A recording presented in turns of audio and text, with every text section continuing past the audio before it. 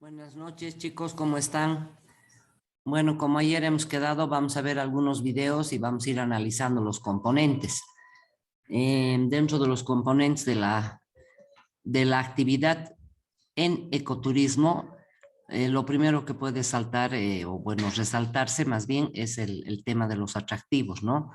Que están íntimamente relacionados con la naturaleza. Estos videos van a mostrar obviamente los atractivos turísticos de tipo natural en sus diversas categorías, pero también vamos a ver lo que son la planta turística en equipamiento e instalaciones. Posteriormente vamos a ver también lo que es la infraestructura de acceso al lugar, al área protegida o a los atractivos. Y como no podía faltar la parte de los recursos humanos, ¿no? Los recursos humanos que son importantes en turismo y que vamos a ver cómo se desenvuelven, que son guías ecoturísticas de tipo comunitario.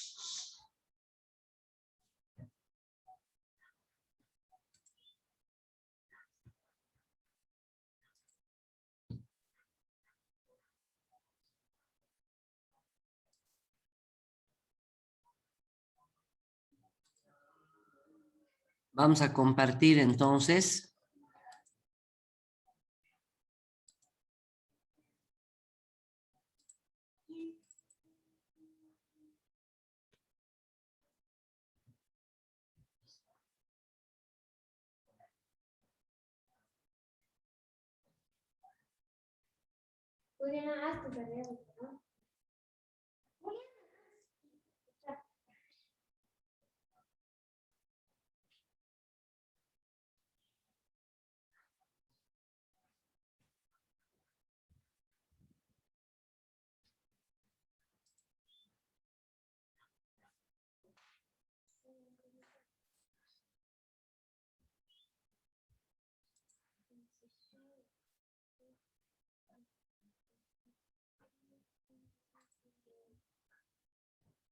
Descubre el mundo perdido, un lugar que se esconde en Bolivia, en una de las selvas menos exploradas y mejor conservadas de toda la Amazonía.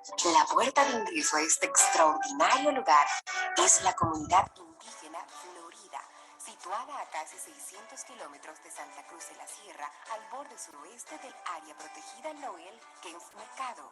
Esta pintoresca comunidad es uno de los lugares de acceso a este paradisíaco lugar. En Florida encontrarás todos los servicios turísticos de la mano de una empresa indígena comunitaria llamada El Mundo Perdido. Hospedaje, alimentación, transporte y guiado interpretativo de la naturaleza harán que disfrutes de un viaje seguro y lleno de aventura.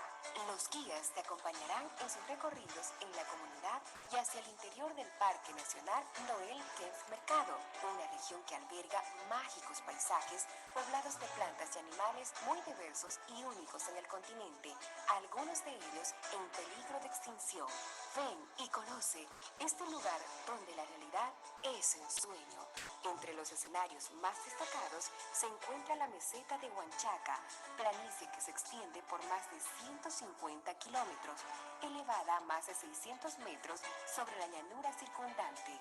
Desde esta planicie se descuelga la catarata El Encanto, caída de agua con una altura de más de 90 metros que forma a sus pies una laguna llena de magia y esplendor. Déjate cautivar por los paisajes, cascadas, ríos y toda la vida que te aguarda en el Parque Nacional Noel Kempff Mercado, Patrimonio Natural Mundial de la Humanidad, gracias a su excelente estado de conservación y a la mega diversidad de sus especies animales y vegetales.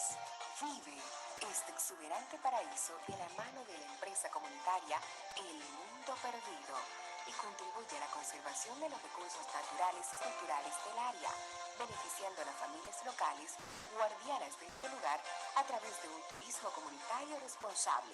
Te invitamos a visitarnos.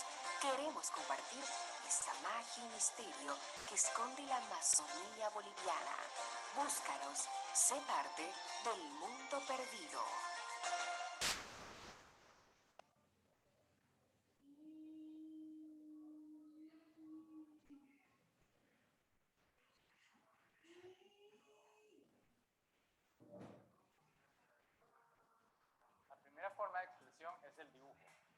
Comencemos. Rayamos hojas en blanco para comunicarnos. Y al utilizar lápiz y papel,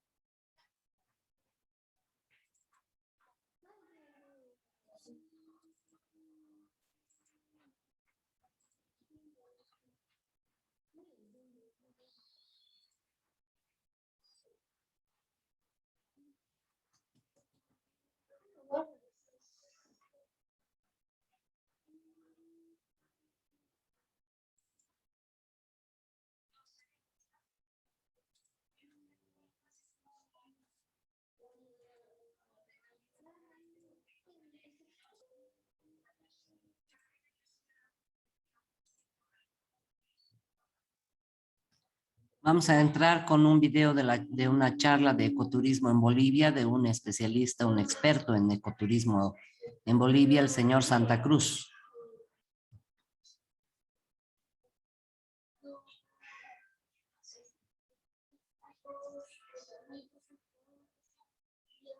Hola, buenas tardes. Hola Hugo, buenas tardes, bienvenido. muchas gracias. Gracias, Sergio. Gracias a todos ustedes por permitirme estar acá. Perfecto. Bueno, nuevamente muy buenas tardes a todos los participantes de esta sesión de Zoom. Esta sesión de Zoom es parte de una de las lecciones del Seminario de Ecoturismo 1 de los estudiantes de cuarto año de la carrera Turismo Ecológico del recinto de Paraíso, sede del Atlántico de la Universidad de Costa Rica. También nos acompañan estudiantes de otras generaciones de la carrera y algunos invitados externos al curso y a la universidad, pues con el objetivo de que podamos aprovechar esta experiencia, que la carrera pueda hacer un poco de extensión y bueno, pues que todos aprendamos y que haya un intercambio de conocimientos que nos permite la tecnología. Don Hugo es profesor de turismo sostenible en Bolivia y es especialista en aveturismo y manejo de áreas protegidas y es egresado de la Universidad para la Cooperación Internacional. Hugo hizo su maestría en la UCI y desarrolló su proyecto de investigación acá en Costa Rica, y hoy nos va a compartir la experiencia y un poco del trabajo y su percepción y proyecciones sobre su país, Bolivia, en el marco de la actividad de ecoturismo en el país suramericano, retos, oportunidades y algunas reflexiones profesionales. La charla va a ser más o menos de 45 a 50 minutos y vamos a colocar las preguntas en la cajita de comentarios del chat y al final vamos a retomarlas y al final también vamos a abrir un pequeño espacio para quienes quieran hacer las preguntas pues, en el momento o agregar un comentario. Entonces, bienvenido y gracias por la oportunidad y somos todos oídos.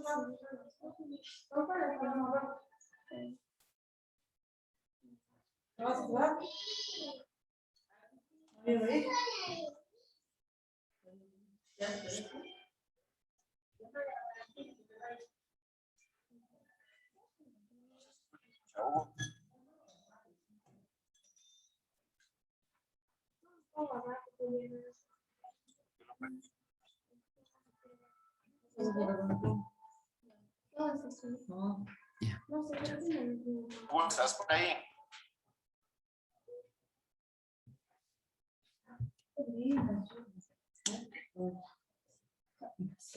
Aló, perdón, ¿me escuchas? Adelante, don Hugo. Ya puedes compartir pantalla e iniciar. Muy bien, muchas gracias.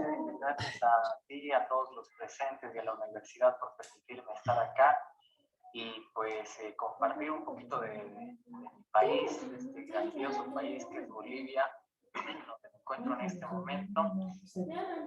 Y pues para compartirles la pantalla para mostrarles un poquito de lo que es la hermosa Bolivia. No sé si ya lo pueden ver, me confirman por favor.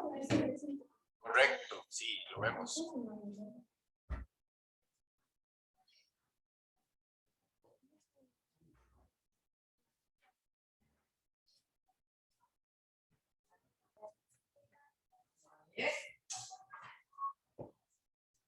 Sí. Bueno, yo voy a hablarles un poquito acerca del ecoturismo. ¿Por qué visité Sudamérica?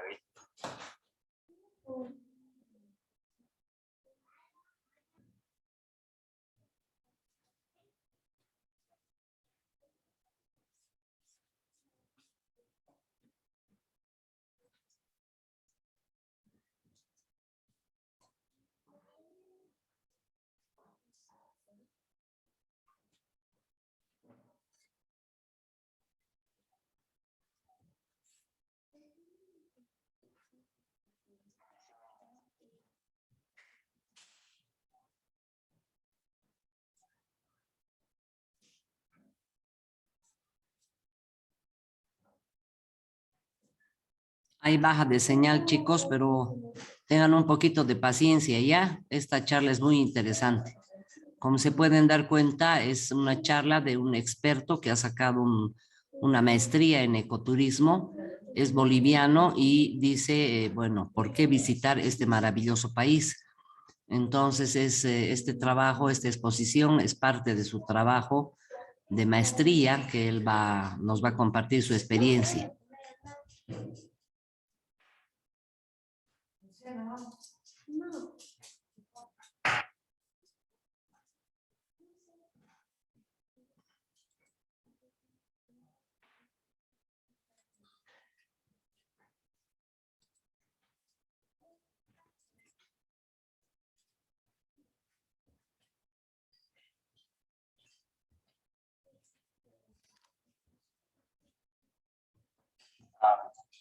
Bien, voy a hablar de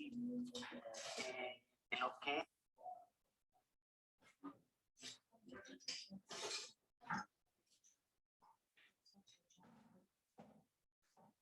el ecoturismo en Bolivia.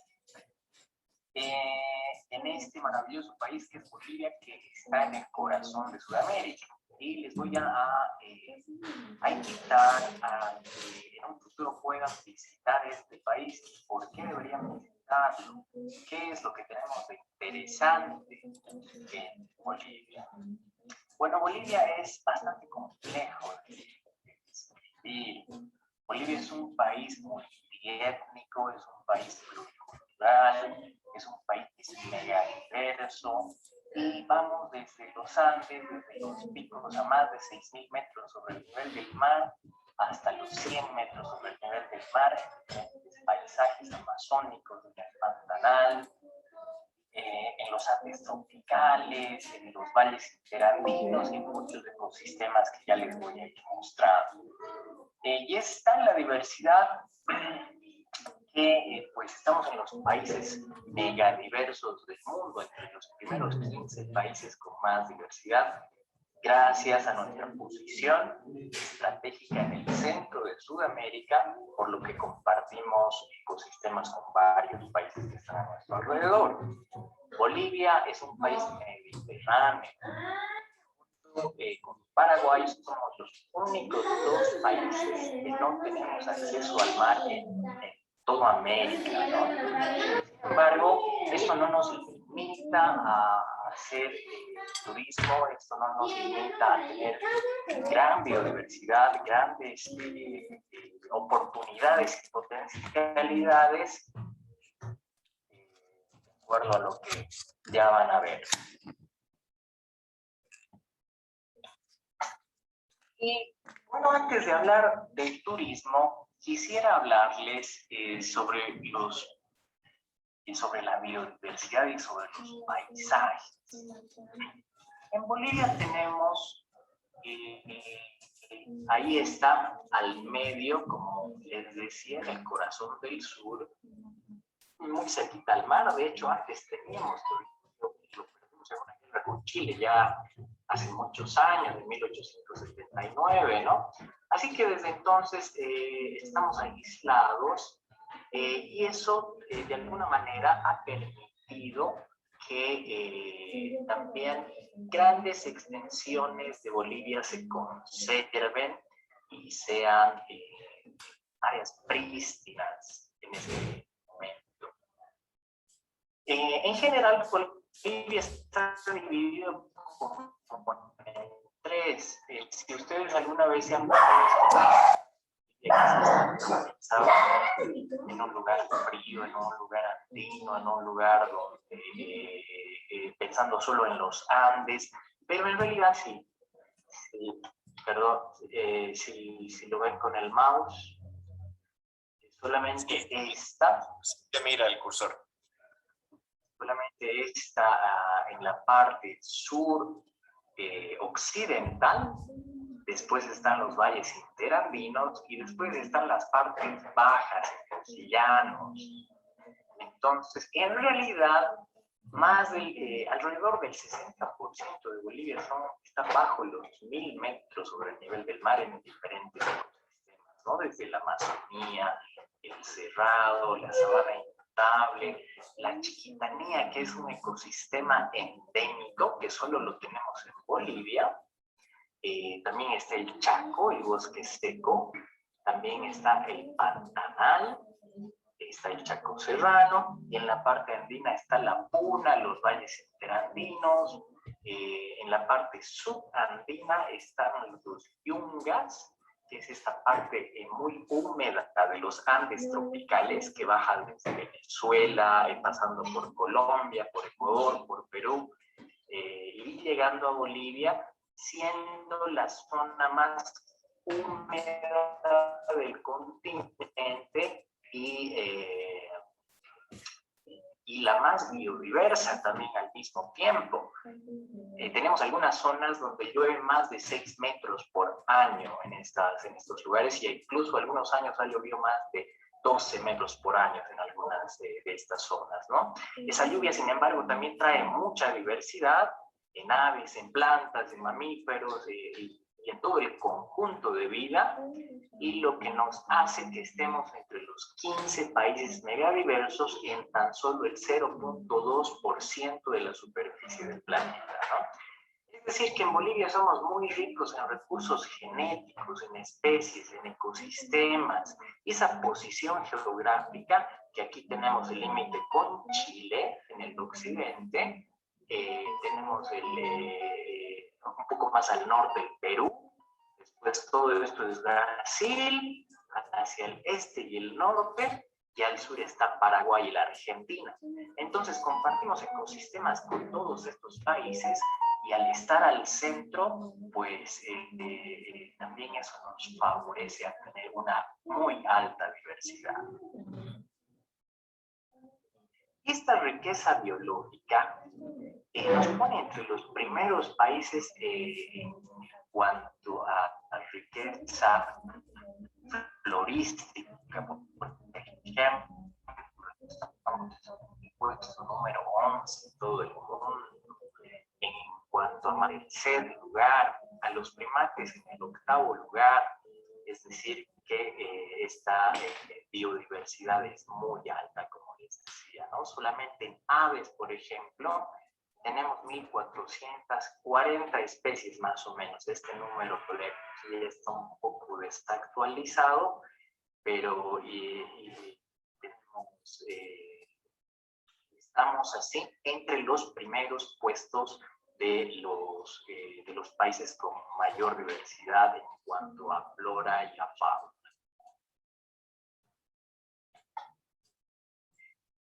Y brevemente les explico por regiones cómo es esta diversidad biológica o este paisaje también. La región andina, con la que más o menos estamos más identificados internacionalmente por nuestros atractivos ahí más famosos como el Salar de Uyuni, como el lago Titicaca, en realidad solamente el 28% del territorio, ¿no? Está aquí en esta parte suroccidental, como les decía.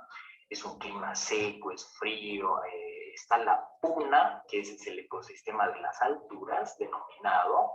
Tenemos 13 picos arriba de los 6.000 metros sobre el nivel del mar, donde el Sajama es más alto, es un volcán que está a los 6.548 metros, siendo el más alto, que está en la frontera con Chile, y un extenso altiplano que está en medio. Aquí está en la frontera con Chile la cordillera occidental, y acá más o menos ya llegando al medio del país está la cordillera oriental, y en medio está el altiplano con una altura promedio de 3.800 metros, donde está el lago Titicaca, donde están los salares de Uyuni, Coipasa, el lago Popó. Hay mucha presencia de lagunas alcalinas, de lagos grandes, lagos menores, salares, y bueno, un paisaje surrealista, un paisaje realmente único. El altiplano de Bolivia diría, inigualable. Yo he estado en el altiplano, tanto en la Argentina como en Chile, que igual son fantásticos. He recorrido en bicicleta el altiplano de los 3 países, y no por ser boliviano, pero digo que la parte más linda del altiplano en América está en Bolivia. Tenemos lagunas que son los sitios de anidación más importantes para los flamencos en América, por ejemplo. Tenemos mucha biodiversidad, a pesar de ser climas tan desérticos y tan hostiles, y un paisaje realmente espectacular, ¿no? Eso por parte de la región andina. Si seguimos en la región subandina, que ya está más al medio del país, donde están los valles interandinos, donde están los yungas, los Andes tropicales de los que les hablaba, esta zona muy lluviosa, es parte del 13% del territorio, tiene una altura media de 2.000 metros sobre el nivel del mar, y recibe las aguas de los Andes, ¿no? La mayor parte de las aguas que caen en las montañas van cayendo hacia la cuenca del Amazonas, que está al noreste de Bolivia. En esta zona, de ahí pasa al Brasil, al río Amazonas. Pero hay parte de la zona andina que se queda dentro de la cuenca endorreica, es decir, que no sale del país, no tiene salida al mar, y se queda en los lagos y finalmente se evapora en los salares. Y hay otra cuenca también hacia el este, que es la del Pantanal, que se separa de la Amazonía porque sus aguas van al Río de la Plata, pasando por Paraguay hacia la Argentina. Entonces, tenemos esas 3 cuencas principales, ¿no? Los valles tienen ya lluvia un poco más pronunciada, estacional, bosques deciduos, bosques que no son siempre verdes como en la Amazonía, pero también mucha biodiversidad, sobre todo en los Andes tropicales, donde están los yungas, como pueden ver en esta fotografía, con paisajes muy verdes, o también con lugares ya un poco más altos, más elevados, con presencia de muchas cavernas, fósiles, cañones, que ya vamos a ver más adelante en uno de los parques nacionales. Después está la región de los llanos orientales. orientales, que es la mayor parte del país, y a pesar de que nos identifican normalmente como un país andino, como un país de altura, como un país de frío, la mayor parte de nuestra nación está en las zonas bajas, a menos de 1000 metros sobre el nivel del mar, cubierto por bosques, por selvas, bosques inundables, como el que pueden ver en esta fotografía, y también por bosques secos, como en esta otra fotografía. Los bosques inundables están aquí al norte, y al este de Bolivia. Toda esta zona, antes que las aguas de los Andes puedan encontrar su camino hacia el río Amazonas, se quedaban aquí estancadas, por lo que todo esto era un lago gigante hace millones de años. Entonces, todavía esa zona sigue inundándose 6 meses al año, formando los llanos de Mojos, denominados en Bolivia, que es uno de los sitios Ramsar más grandes del mundo. Y forman estos paisajes inundables que por 6 meses están inundados y 6 meses están secos, más o menos, ¿no? Dependiendo de los años. Y ya más al sur está la región del Chaco, que lo compartimos con Paraguay y con Bolivia, y tenemos la suerte de tener un parque de 3,5 millones de hectáreas en esta zona, que es el Parque Caía, que es el Chaco mejor protegido de Sudamérica, que está inhabitado, no hay gente prácticamente en esa zona, y son bosques secos de este tipo. Y al medio, la Chiquitanía, entre ese Chaco y entre la Amazonía, que es una especie de zona de transición y viene a ser un ecosistema endémico en el país. Es decir, que no existe este ecosistema en ningún otro país, solamente en Bolivia. El Pantanal también, otro de los ecosistemas de esta región de los llanos, que es todo esto, y que conecta sus aguas al río Paraguay, como ya les decía antes, o a la cuenca del Plata, pasando por el Paraguay. Pero Bolivia no solo es naturaleza, sino más bien Bolivia también es cultura, y es una etnografía fantástica, que también es una de las cosas por las cuales somos relativamente famosos en el mundo, y es porque en Bolivia tenemos la mayor población indígena en América.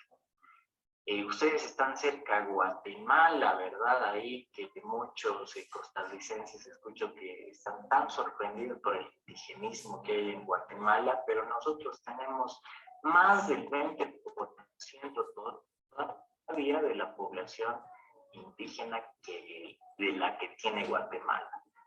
Es más del 62% de nuestra población es indígena. Y pueden ver aquí en el mapa la distribución. La mayor parte es quechua y aymara, en la parte otros grupos, en la parte de los llanos orientales están los guaraníes también, que es otra cultura dominante entre Paraguay y Bolivia. Están los chiquitanos, los ayoreos, algunos grupos muy pequeños que desafortunadamente están en peligro de extinción, ¿no? Ya quizás se están perdiendo sus lenguas muy rápido. De hecho, para tratar de rescatar estos idiomas y estas lenguas, se los han declarado como idiomas oficiales, y tenemos 36 grupos étnicos en el país, ¿no? Lo que es un orgullo para nosotros por todavía conservar esta riqueza cultural, pero sin embargo se está perdiendo aceleradamente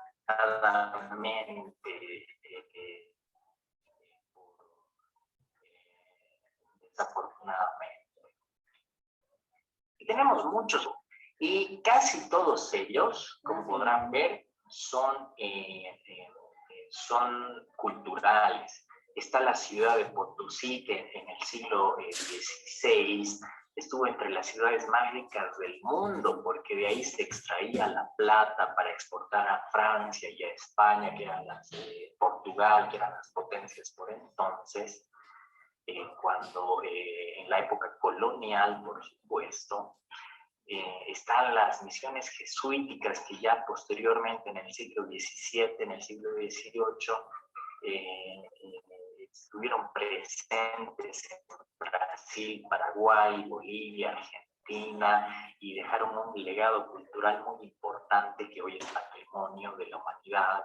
Está la ciudad histórica de Sucre, que es la capital de Bolivia, por si acaso. Sucre, no, muchos piensan que la capital de Bolivia es La Paz, pero en realidad es Sucre. Está el fuerte de Samaipata, que es un sitio arqueológico de suma importancia que fue ocupada también por los incas y por otras culturas anteriormente en el departamento de Santa Cruz. Está el Parque Nacional Noel Quer Mercado, que es el único natural de todos estos, a pesar de que tenemos tanto patrimonio natural de tanta importancia internacional, el único reconocido por la UNESCO es el Parque Noel Quer Mercado. Creo que deberíamos tener muchos más. Después, otro sitio arqueológico, Tiahuanaco, como ven en la fotografía, que está ubicado en el departamento de La Paz, es un centro espiritual y político de la cultura Tiahuanaco, que es muy anterior a la cultura incaica, ¿no?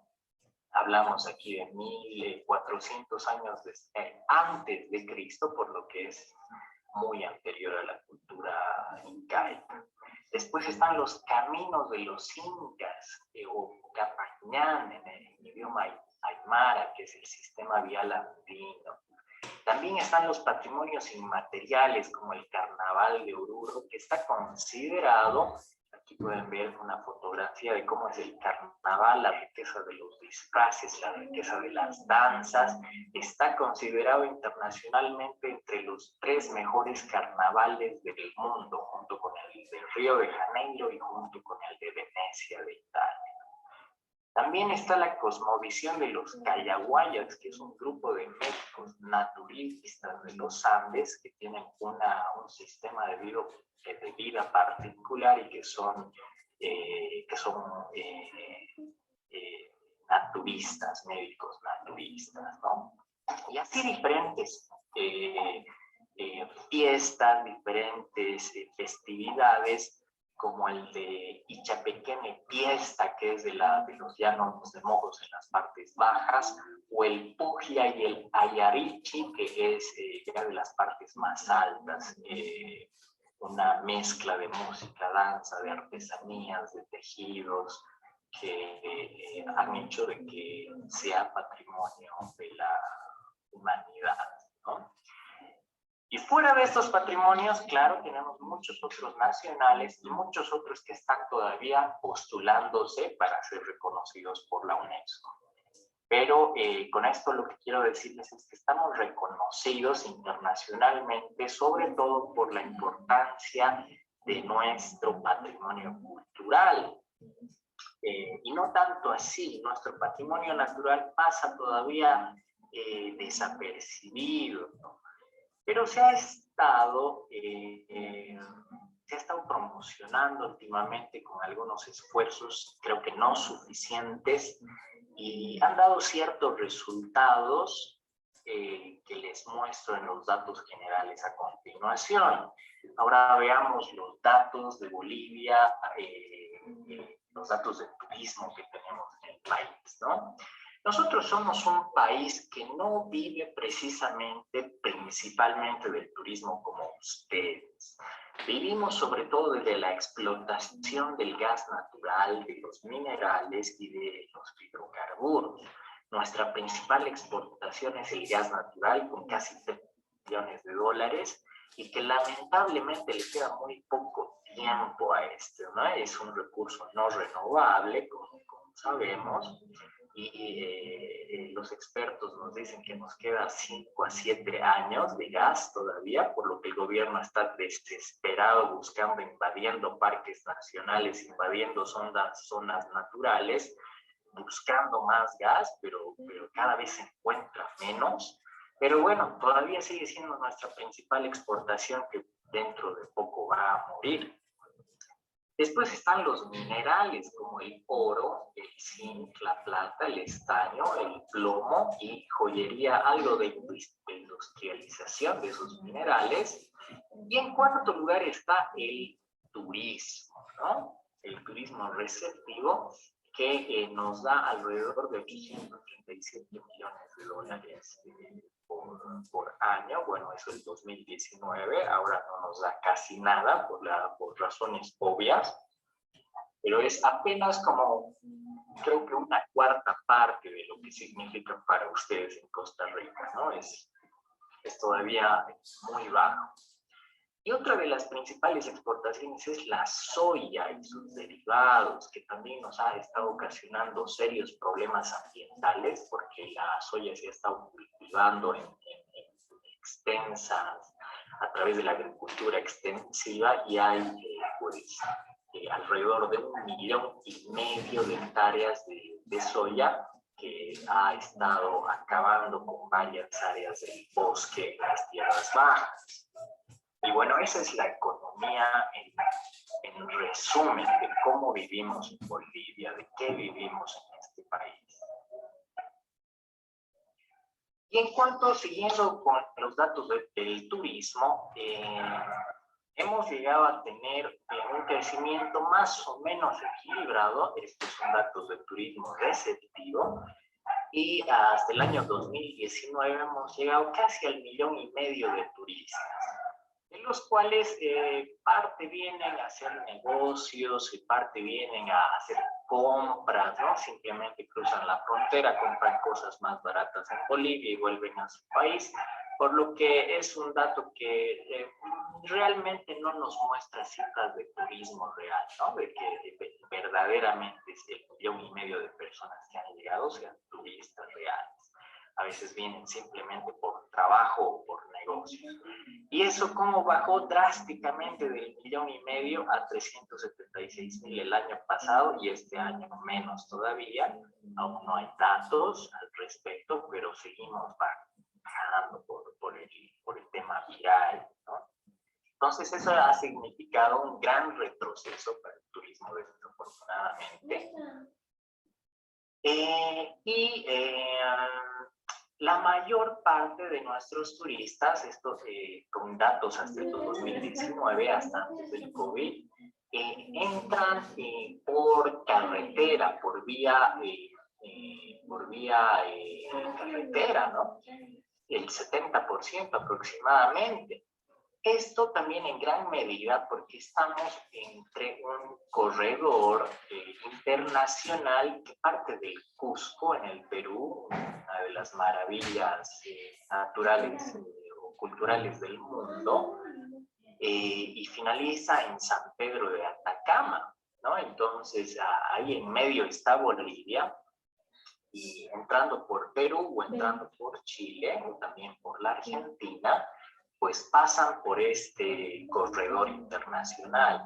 Es decir, que por eso la mayor parte de la gente entra por vía carretera, apenas el 30% entra por vía aérea, lo cual quiere decir también que el turista que viaja en bus es de menor capacidad de gasto que el que viaja por el aire, por supuesto, ¿verdad?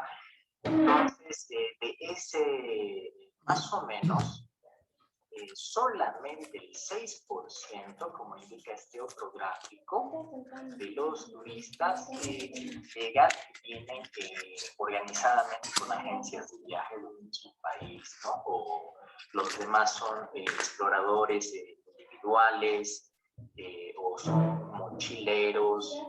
El primer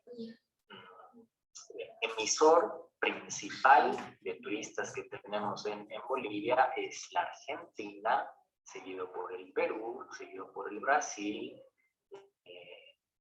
Chile, está también Estados Unidos, con ya mucho menos turistas, que lamentablemente desde hace unos años les pedimos visa a los estadounidenses, un poco una política de revancha que tiene gobierno neosocialista, un gobierno populista que ha estado más bien afectando a las condiciones del turismo que hemos podido desarrollar hasta el momento en el país. Y bueno, a pesar de que se les pide visa, igual siguen llegando, pero antes llegaba mucho más, ¿no? Siendo el país también que gastaba más en promedio en sus viajes.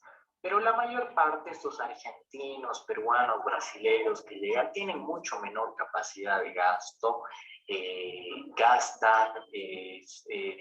casi no gastan en esparcimiento y gastan en lo básico, ¿no? Aquí tenemos algunos datos del gasto y permanencia.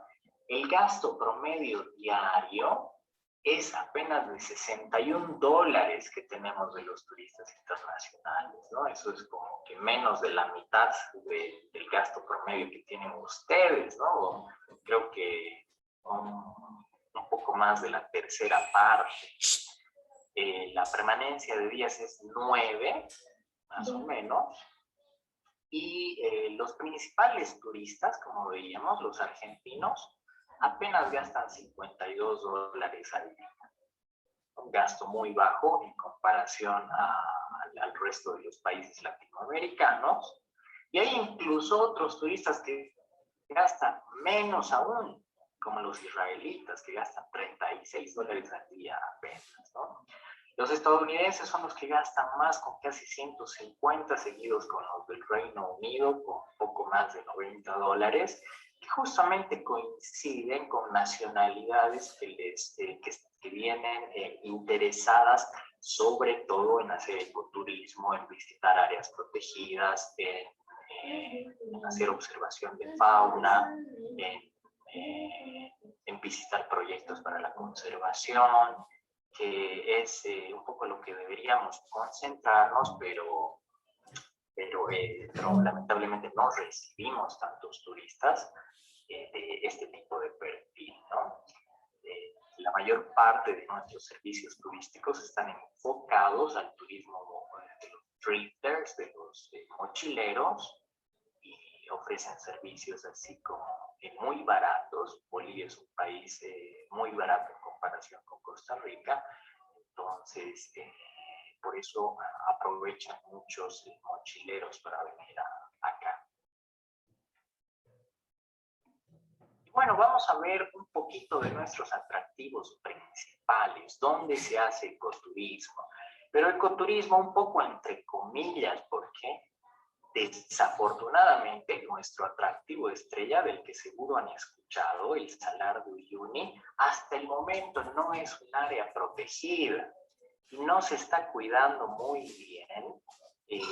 Hay diferentes razones por las cuales el gobierno no quiere declararlo área protegida, porque también es una reserva de litio y es la reserva de litio más grande del mundo, y por lo que al gobierno le perjudica que sea un área protegida, ¿no? Porque le da prioridad a la minería que al turismo, desafortunadamente.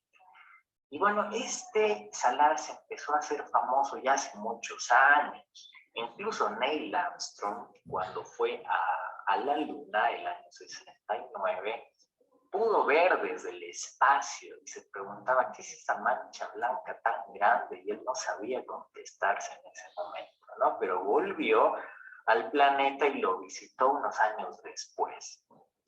Visitó el Salar de Uyuni y pues ahora es nuestro atractivo estrella. En la foto izquierda lo pueden ver en la época seca y en la época de lluvia, que es un espejo gigante donde a veces no se divisa el cielo de la tierra.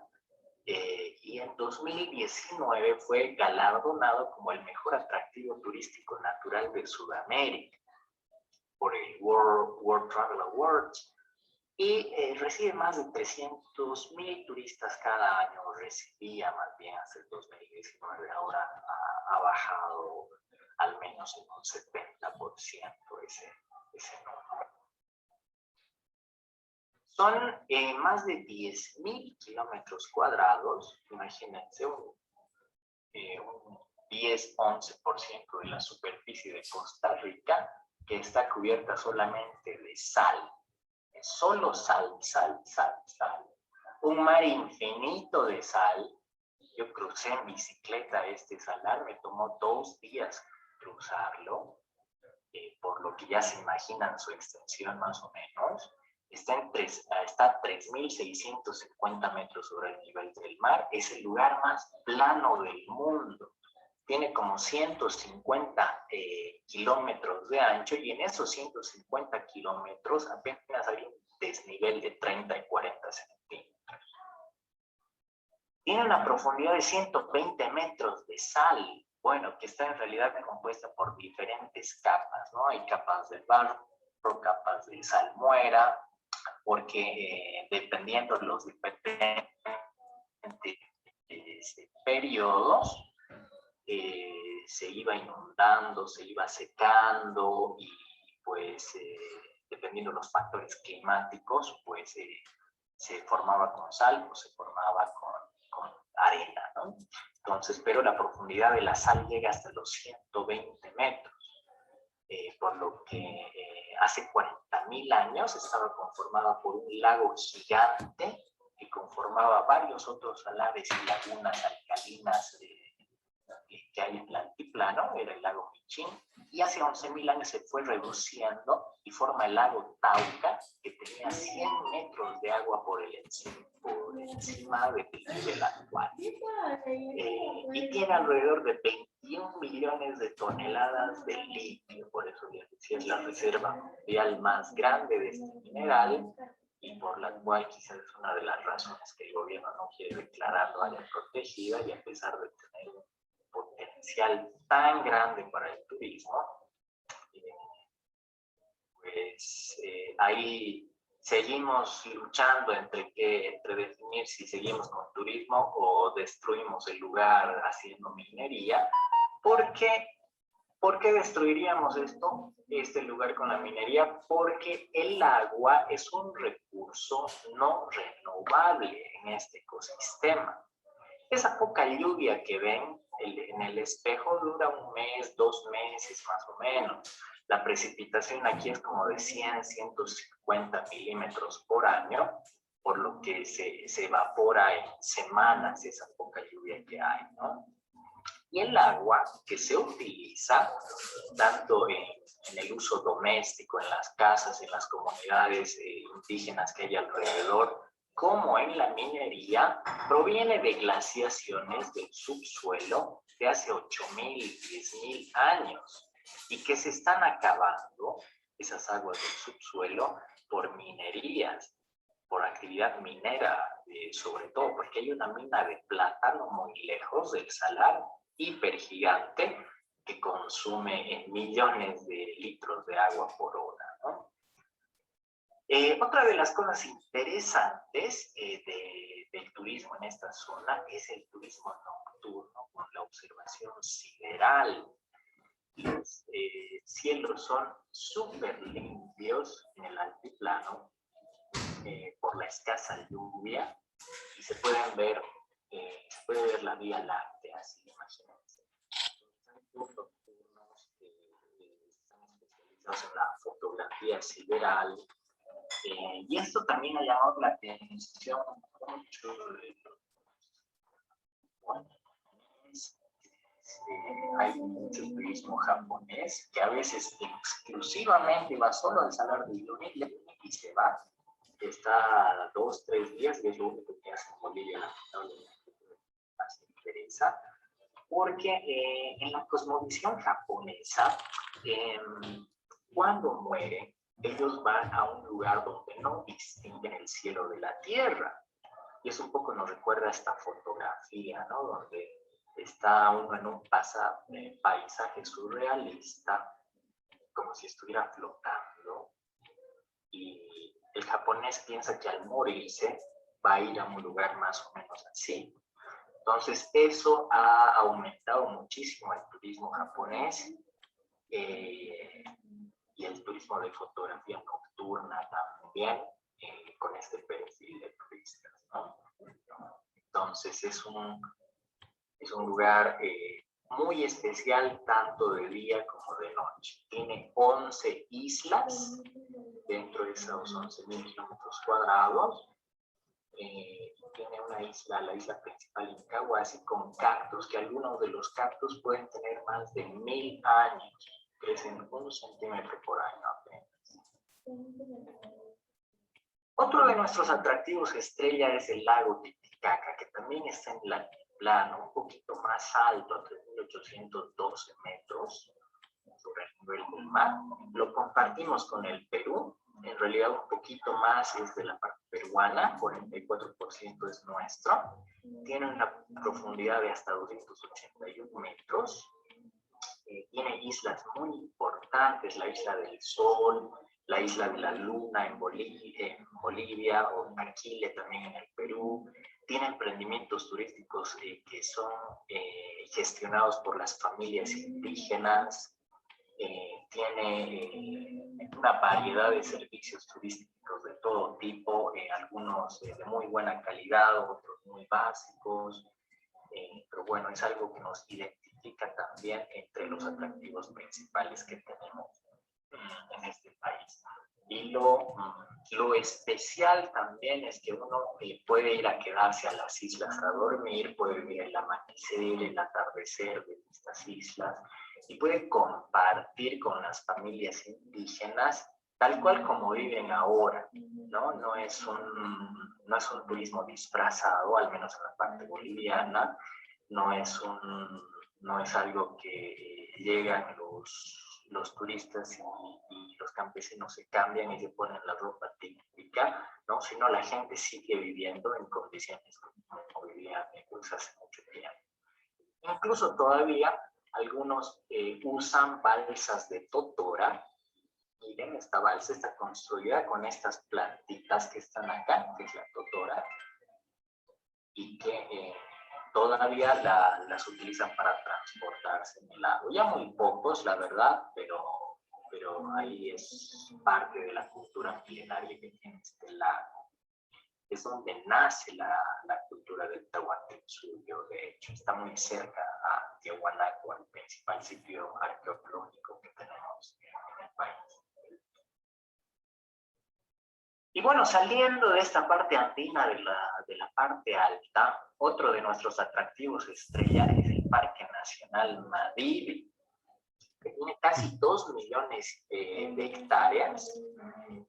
Que bueno, no nos salimos en realidad tanto de los Andes, porque este parque nace a los 6.000 metros y termina como a los 400 metros. Imagínense la diversidad de pisos ecológicos que hay de 6.000 a 400 metros. Eso hace que sea el área protegida con mayor biodiversidad en el mundo, tanto en flora como en fauna. Eso se ha decretado según unos últimos estudios que han terminado el 2017, que hizo la World Conservation Society, que ha definido al Parque Madrid como el más biodiverso del mundo. Miren en cifras, solamente en aves, por ejemplo, tiene 1.028 especies. Es decir, un parque nacional en Bolivia tiene más especies que todo Costa Rica, ¿no? Ustedes en Costa Rica, incluyendo las especies del mar, incluyendo las especies de las costas, de la isla del Coco, tienen como 930 especies, y nosotros solamente en un parque nacional tenemos 1.028 especies. Entonces, ha sido declarado también por la National Geographic como una de las zonas con mayor biodiversidad del planeta y como uno de los 20 lugares con mayor interés turístico a nivel mundial. Tenemos varios endemismos también ahí, como un mono tití, que es el Calicedus auripalati, que le dieron el nombre de un casino de Las Vegas porque el casino dio casi $500,000 para quedarse con el nombre y para donando dinero para su conservación y la conservación del paisaje. Bueno, pero Bolivia también atraviesa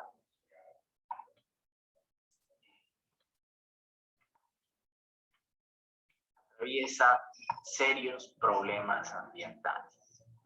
Realmente bien serios. Estamos entre los países que tienen mayor pérdida de bosque primario. Hace tan solo menos de 2 años, Bolivia fue el segundo país en Sudamérica con mayor pérdida de bosque, el cuarto en el mundo, después de Brasil, el Congo e Indonesia. Hemos perdido casi 300.000 hectáreas de bosque primario. Producimos mayor dióxido de carbono por persona, o casi tanto dióxido de carbono por persona, que un estadounidense. Imagínense, son 20 toneladas más o menos que producimos por persona, no por nuestra industria, no por nuestros automotores, sino por estos incendios forestales que se hacen. Un estadounidense produce 22 toneladas y el promedio del mundo es un poco más de 6. Entonces, nuestra población apenas es de 11.8 millones, más o menos, en una gran superficie. Somos 20 veces más grande que Costa Rica, por lo que nuestra población es reducida en comparación a nuestra superficie territorial, pero estamos destruyendo el bosque y los ecosistemas aceleradamente, que pues es de terror realmente. ¿Y esto a qué se debe? A diferentes factores, como los incendios, ¿no? Mientras en el 2019, no sé si recuerdan, se hablaba del Brasil, se hablaba de Australia, que tantos millones de hectáreas estaban quemando, hace poco también en Estados Unidos, en California, pero nadie hablaba de Bolivia. Y en Bolivia, el 2019, se quemaron más de 5 millones de hectáreas. En realidad fueron más de 6 millones de hectáreas. Hubo algunos años que se llegaron a quemar, casi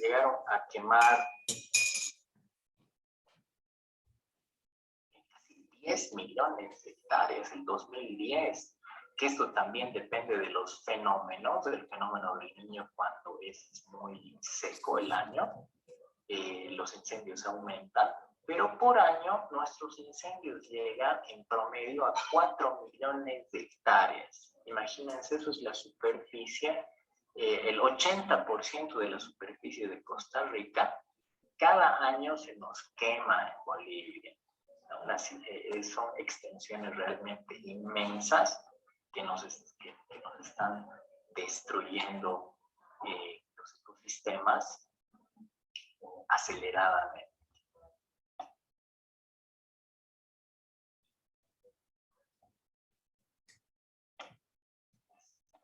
No puedo cambiar la diapositiva, no sé por qué. Ya vamos a quedar aquí y vamos a volver a entrar al mismo link. Aunque creo que no han pedido todavía. Vale, seguiremos nomás.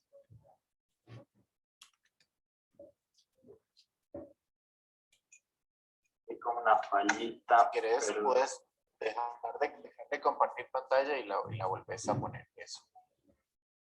A ver, ahí. Sí, estoy más o menos a la mitad, Sergio.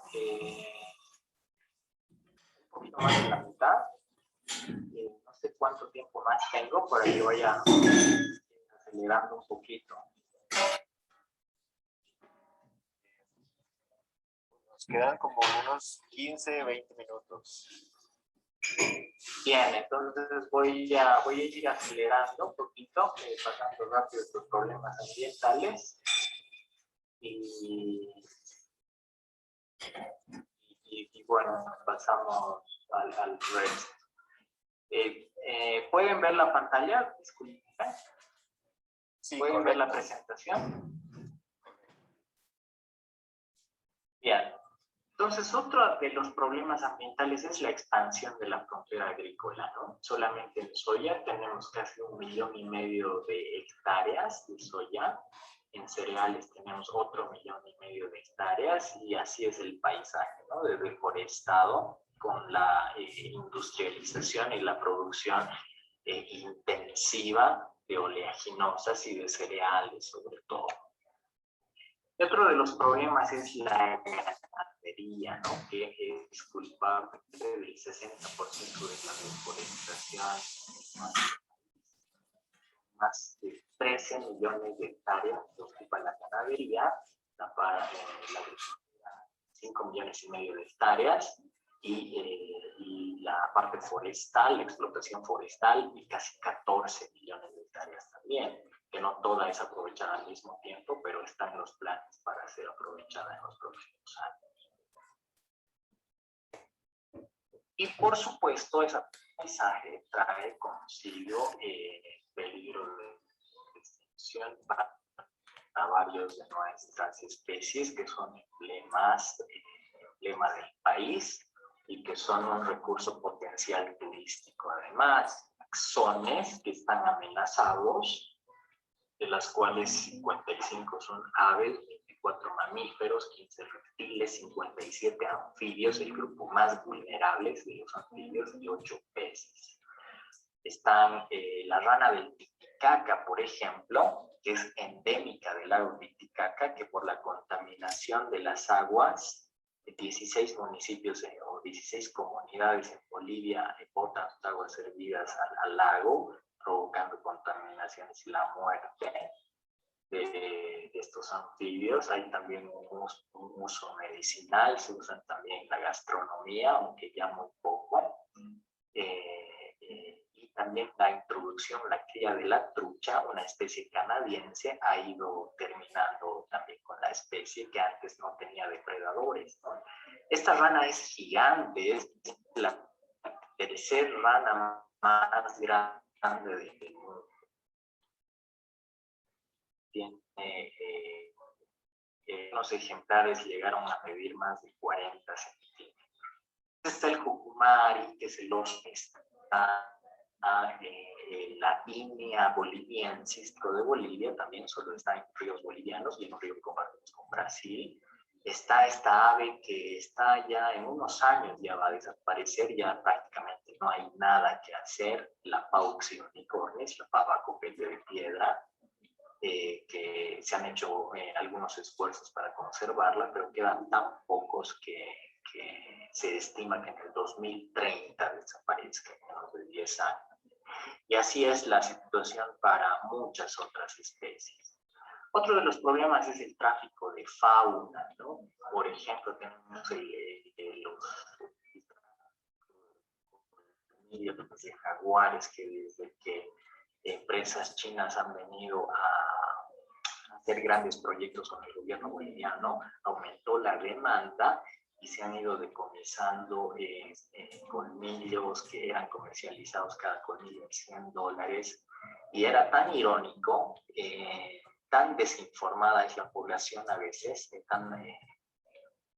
que se anunciaba por radio que se compraban los colmillos de jaguar, o había hasta letreros en la ciudad principal, en un restaurante, en la ciudad más grande de Bolivia, en una ciudad de 2 millones de habitantes, en un letrero que decía se compran colmillos de tigre, ¿no? Y justamente al propietario de ese restaurante, en el 2018, 184 colmillos, aún son asas bien grandes que tenemos, ¿no? Otro es las represas hidroeléctricas, que se han planificado hacer represas tan grandes. Imagínense, este es el lago Titicaca, y en la parte subandina se pretendía hacer una represa como de una tercera parte del tamaño del lago Titicaca. Y una represa además que inundaría emprendimientos donde ya se han establecido el turismo comunitario, el turismo con presencia, que ha dado un excelente resultado. De hecho, esto es en Rurrenabaque, que es como capital del ecoturismo en Bolivia, pero que afortunadamente se ha frenado un poco esto, pero no por la oposición de la gente, porque todos los indígenas y la mayor parte de la gente ha estado en contra de este proyecto. Ha sido por la falta de dinero, porque tiene un costo muy elevado, ¿no? Costaría al menos 6.300 millones de dólares que el gobierno boliviano no tiene. Y bueno, veamos las áreas protegidas. Tenemos áreas protegidas nacionales y subnacionales en total,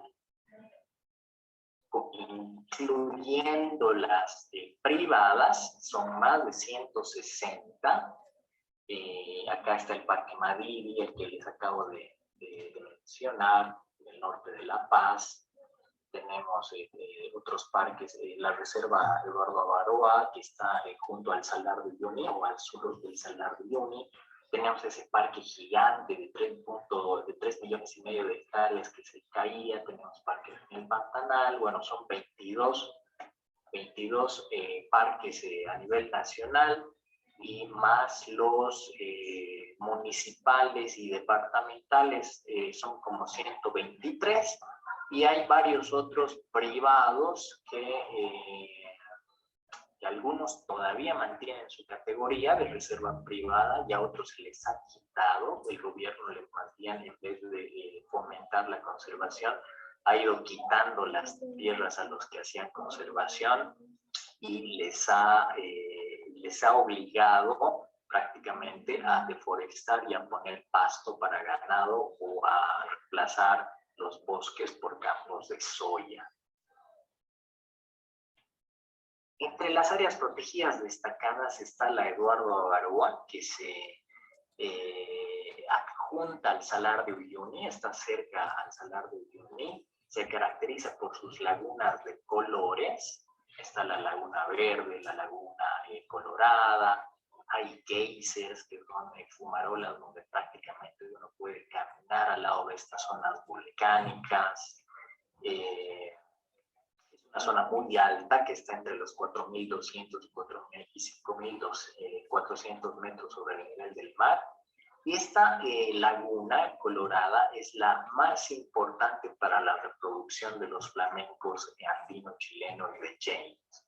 Es una laguna que es un santuario de fauna silvestre, que es uno de los lugares más espectaculares del altiplano en todo Sudamérica, ¿no? Esta es el área protegida más visitada, de hecho, que tenemos en Bolivia, y es algo único en el altiplano en América. Otro parque muy especial para mí, que a pesar de que no tiene casi turismo, es el Parque Nacional Cailla, que es ese tamaño tan inmenso que ya les mencionaba, que es como el tamaño de Bélgica, más o menos, o un 70% del tamaño de Costa Rica. Y es muy especial para mí porque tiene quizás la concentración de jaguares más grande de toda América. Se estima que viven alrededor de 1.000 jaguares en este parque. Yo lideraba tours, safaris fotográficos para fotografiar mamíferos allá. Fuera de los jaguares hay otros 4 felinos, hay tapires, hay mamíferos grandes, ¿no? Ahí construimos incluso escondites para esperar a los animales, frente a lagunas, frente a sitios clave. Esto en el Chaco boliviano, en el bosque seco. Pero no tiene más equipamiento turístico, ¿no? Teníamos que quedarnos en carpas, no hay ni siquiera un ecolodge, no, los caminos son muy precarios, es para un turismo muy hardcore, ¿no? Y algo también muy relevante de este parque es que todavía tiene una población nómada no contactada, es decir, una población transhumante que se desplaza entre Bolivia y Paraguay, que esto está comprobado, hace algunos años han vuelto a ser vistos, y esta población ha decidido aislarse voluntariamente y imagínense, en pleno siglo XXI, ni siquiera utilizan implementos de metal, ni siquiera tienen un machete. Viven totalmente naturales, con todo lo que les da el bosque, lo cual es increíble tener en este tiempo, ¿no? Y son los únicos que viven en esta área. Luego es un área despoblada, es un área muy hostil, por lo que no ha sido, y menos mal protegida, por lo que no ha sido colonizada aún. Después está el Parque Nacional Toro Toro, ya en la faja subandina, que se caracteriza por la presencia de montañas del Paleozoico. Hay miles de dinosaurios, de huellas de dinosaurios, de fósiles de todo tipo, desde trilobites, fósiles de tortuga, incluso fósiles de tiburones, porque anteriormente esta zona era parte de un mar interior que bajaba desde Colombia, viendo el borde del Ecuador, del Perú, y llegaba a Bolivia. Eso como hace 70 millones de años había este mar interior. Entonces, por lo que dejó un gran rastro de fósiles marinos en esta zona. Tiene más de 55 cavernas, algunas cavernas que ni siquiera han sido descubiertas. Es espectacular para la espeleología. Y ha sido además certificado como el primer destino sostenible en Bolivia por la Biosphere de la UNESCO. Pero de todas esas áreas protegidas, de las 22 que tenemos, se hace ecoturismo en muy pocas. Y la Reserva Eduardo Avaroa, donde están esas lagunas de colores, donde está cerca al Salar de Uyuni, donde están esos volcanes, esas fumarolas, tiene el 72% de todas las visitas que hay en las áreas protegidas. Toro Toro, que les acabo de mencionar, el 11%, y Madrid apenas el 3%.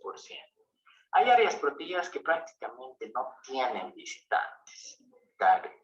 Tariquia, Noel Kempf Mercado, que es patrimonio natural de la humanidad. Miren, 19 turistas en 2019. Siendo patrimonio natural de la humanidad, apenas 19 turistas por no tener condiciones de infraestructura y equipamiento. Y bueno, de todo el turismo que se hace en el país, solamente el 13.5% visita áreas protegidas.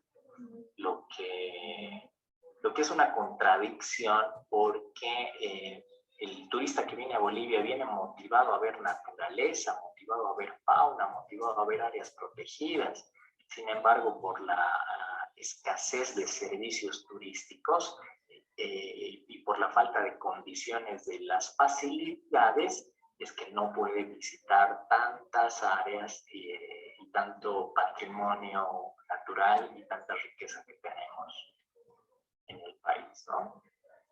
Pero no solo las áreas protegidas son parte de ese sistema de las áreas protegidas como tal, sino hay otras áreas que son también administradas por los indígenas, por tierras comunitarias. Son hábitats de estas comunidades indígenas donde ellos mantienen sus propias formas de organización económica, social y cultural, siendo compuestas por comunidades, mancomunidades, ¿no? Y hay gran extensión, como pueden ver en el mapa, es de propiedad comunal, de propiedad comunitaria. Algunas sobreponiéndose a áreas protegidas, otras no, pero es decir que los indígenas tienen la capacidad de decisión sobre este territorio, dada la alta población indígena que tenemos también en el país. Y otro de los sitios que son relativamente protegidos por convenios internacionales son los sitios Ramsar, ¿no? Que son los humedales importantes para la conservación de especies acuáticas en el mundo. Tenemos 11 en Bolivia, y somos el país con mayor superficie de sitios Ramsar, de humedales reconocidos dentro de esta convención. Pantanal, en los llanos de Mojos, incluso en la parte andina, extensas lagunas que de alguna manera se protegen bajo convenios internacionales. Pero nuestra oferta es todavía algo precaria, ¿no? Las distancias entre los atractivos, al ser un país grande, son largas y son de accesos difíciles. La mayor parte de los parques nacionales requieren de 4x4, imagínense, es toda una aventura entrar a los parques nacionales, cruzando por pontones, cruzando zonas inundadas, o en algunos casos con la posibilidad solo de ir en avioneta, y llegas a albergues muy básicos, donde tienes servicios muy básicos para comer. Hay muy poca inversión todavía en infraestructura y en equipamiento. Los servicios son limitados, hay poco interés del gobierno en invertir en turismo. Los albergues son básicos y en general la población local tiene escasa capacitación, ¿no? Eso no en todos los casos, por supuesto.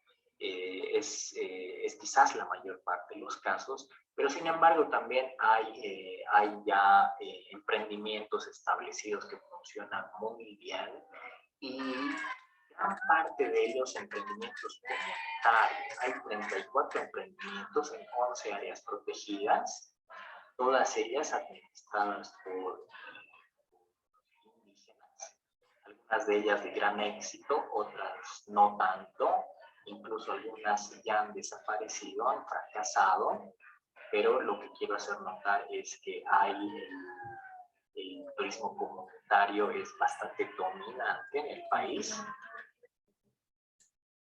Este es un modelo más o menos de cómo funciona el turismo comunitario, entendiendo los cuadros azules como la comunidad y esta parte como la parte turística, ¿no? Donde el rojo puede ser el albergue, el morado puede ser el restaurante, el amarillo puede ser el museo, el café puede ser la tienda de artesanías, todo concentrado en un solo lugar. O otro ejemplo donde hay un centro gerencial, pero los albergues, los restaurantes y los demás servicios están dispersos en toda la comunidad, siendo incluso dentro de las mismas casas familiares los albergues, lo que quizás ha resultado mejor en muchos casos. Y todos esos emprendimientos unidos a una empresa mixta público-privada de turismo indígena comunitario que vende todos estos emprendimientos ya a un mercado nacional e internacional, ¿no? Entonces hay una organización que funciona bien, es relativamente exitosa, pero que está organizada netamente de forma comunitaria por indígenas de estos 34 emprendimientos, lo que deben ser más al día de hoy. Uno de los muy exitosos fue Chalalán, en el Parque Madidi.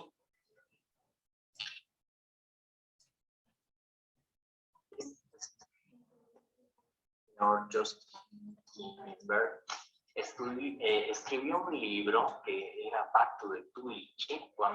Luego de que lo encuentran y vuelve a Israel, escribe un bestseller, que es este libro, Pacto de Tuichi, y el parque se hace famoso, ¿no? Tan famoso que hace poco se hace la película Jungle, con este señor que seguro lo deben reconocer, ¿no? Y el Harry Potter, ya más grande. Y bueno, fue uno de los fundadores de este emprendimiento. Y este emprendimiento está ahora gestionado totalmente por la comunidad indígena San José de Ochoteamones. Está considerado entre los 50 mejores ecologies del mundo por la National Geographic, siendo enteramente comunitario. ¿no?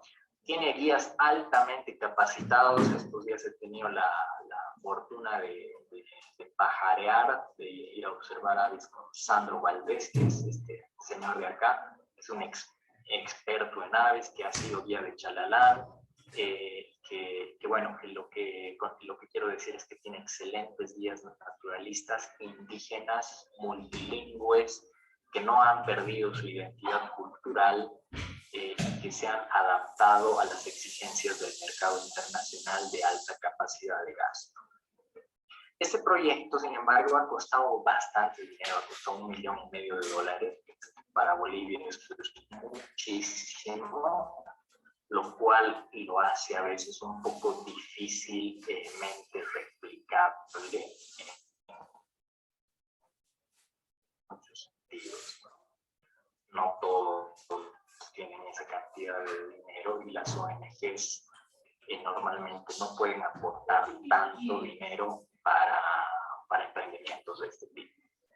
Después hay iniciativas privadas. Hace pocos años se ha estrenado un Luxury Lodge, que es un lodge de lujo espectacular, de alta calidad, un glamping de lujo, con casi cero impacto ambiental, apenas con 8 domos, que son habitaciones, con gastronomía gourmet de primer nivel aplicada con ingredientes locales. Realmente comer ahí es toda una experiencia, no es solamente comer, es comer y una experiencia. $1,000 por noche, y es la única oferta de lujo que existe en toda esa zona. Después todo lo demás es casi básico.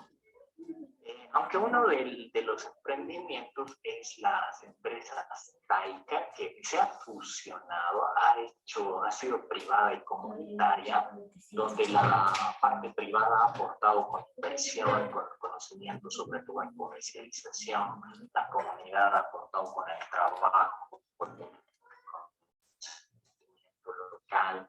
Ha habido una transferencia de conocimientos por ambos lados. Gran trabajo para las comunidades fue en mitad privada y mitad comunitaria, es decir, que se repartían las ganancias mitad y mitad entre comunidades y empresa privada. Ahora es enteramente comunitaria, una vez que pasó la comunidad todo ese proceso de aprendizaje para ser autónomos, ¿no? Es decir, hoy tienen la capacidad para ser autónomos y para llevar adelante el proyecto, y lo están haciendo muy bien. Aunque con la crisis, claro, reducido tremendamente sus ingresos, ¿no? Así que el ecoturismo está muy subutilizado, a pesar de que tenemos un gran potencial. La mayor parte de la gente tiene con intereses para la naturaleza, mucho más que para la cultura. Viene muy interesada en visitar a parques nacionales, lagos, ríos, observación de fauna, aprender de la naturaleza, observar flora, observar aves. Y apenas el gasto por nuestra falta de ofertas para excursiones, para tours, apenas el gasto es de 12.6% en esto. Gasta mucho más en alimentos y bebidas, mucho más en transporte, hasta en vestimenta gasta más o casi igual que en esparcimiento, ¿no? Porque todavía nuestra oferta es un poco deficiente para todos estos atractivos tan relevantes, que en realidad son recursos turísticos todavía no convertidos en atractivos porque no tienen los suficientes servicios. Así es que tenemos un potencial ahí en las áreas protegidas, todavía un poco escondido, un poco desapercibido. Podemos hacer escaladas en esos 13 picos de más de 6.000 metros. Tenemos una ruta de bicicletas en uno de los caminos más famosos, el Death Road, con precipicios de más de 1,5 kilómetros, por paisajes espectaculares, empezando en los nevados, terminando en la selva, yungas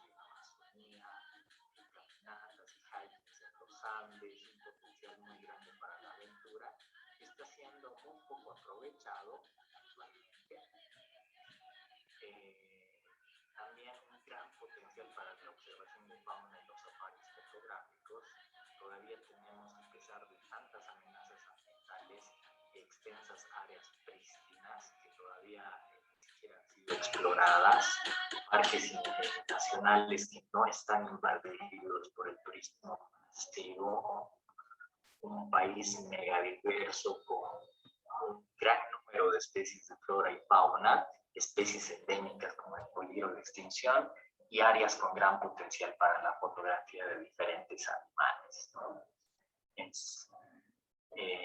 Y lo estamos apenas subutilizando. En cuestión de aviturismo, tenemos 13 especies de guacamayos. Somos el país con más guacamayos en todo el mundo. 2 de ellos son endémicos. En Bolivia no le decimos lapa, le decimos paraba. Esta es la paraba frente roja y la paraba barba azul, ¿no?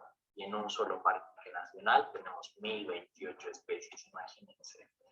Y este tipo de turismo, el turismo del high-end market, de estos naturalistas, gasta muchísimo más que un turista convencional, ¿no? Ese convencional que gasta $60 por día, y el naturalista, el observador de aves, que puede gastar hasta $430 por día en Bolivia y puede quedarse hasta 3 veces más del promedio, ¿no? Entonces, es lo que buscamos, es el tipo de turismo que queremos gestionar en el país y que estamos algunos tratando de promover, ¿no? Esta es una comparación de operadoras especializadas, por ejemplo, para el birdwatching. Tenemos muy pocas en Bolivia frente a varias otras que vienen desde Estados Unidos, desde el Reino Unido, desde Sudáfrica o desde otros países de Sudamérica. Y en Bolivia todavía nuestro turismo especializado sigue siendo muy reducido. Somos muy pocos guías, watchers en Bolivia, entonces estamos todavía despertando para este potencial y es por eso también que les decía en un principio, pues los invitamos a que vengan, ya sea como empresas, quisiéramos ver aquí a Costa Rica Birding o a otras empresas aquí también que traigan a su gente, ustedes como líderes en ecoturismo, pueden empezar a trabajar también, hacer alianzas con empresas de Bolivia y pues hacer crecer este turismo que está siendo subutilizado en nuestras áreas protegidas y de esa forma ayudarnos a conservar nuestros ecosistemas. Creo que el ecoturismo es una de las estrategias más acertadas para conservar los ecosistemas y esperemos que en Bolivia podamos seguir adelante con esto, podamos contribuir a la conservación del paisaje a través del ecoturismo. Bueno, muchas gracias. Bueno, chicos, ese ha sido el video. Y bueno, como ustedes ven, el material es extenso y se puede aprovechar bastante.